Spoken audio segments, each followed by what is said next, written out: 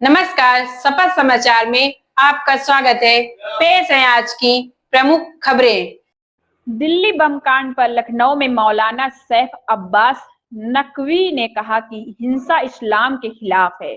निर्दोषों की मौत पर अफसोस जताते हुए सिया चांद कमेटी के अध्यक्ष मौलाना सैफ अब्बास नकवी ने दिल्ली में हुए बम विस्फोट पर गहरा दुख प्रकट किया।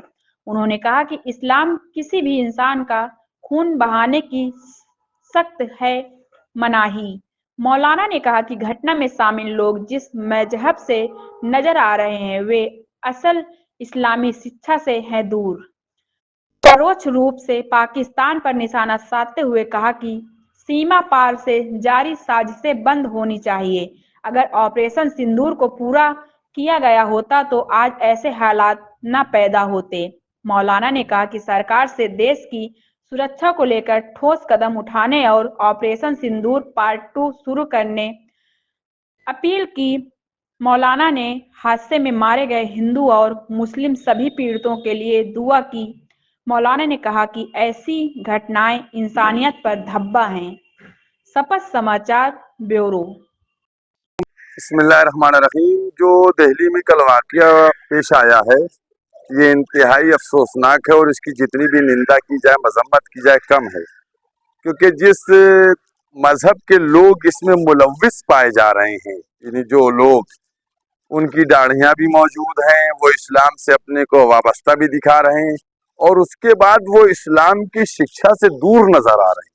सबसे बड़ी बात ये है क्योंकि वो जिस किताब को कुरान करीम को वो फॉलो कर रहे हैं और उसकी पैरवी कर रहे हैं, उसने तो सख्त तरीके से मना किया है कि किसी एक भी इंसान का नाहक खून जो नहीं बहना चाहिए।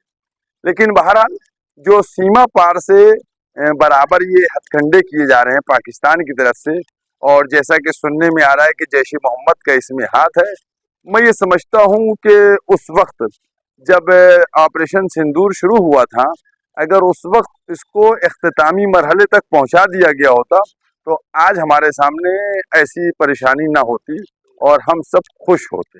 लेकिन चूंकि उस वक्त बीच में छोड़ दिया गया इसको, अब मैं ये समझता हूँ कि वो वक्त आ गया है कि अब किसी के दबाव में आए बगैर अपने मिशन को पूरा किया जाए और जो अखंड भारत का सपना है वो भारतवासियों का साकार किया जाए।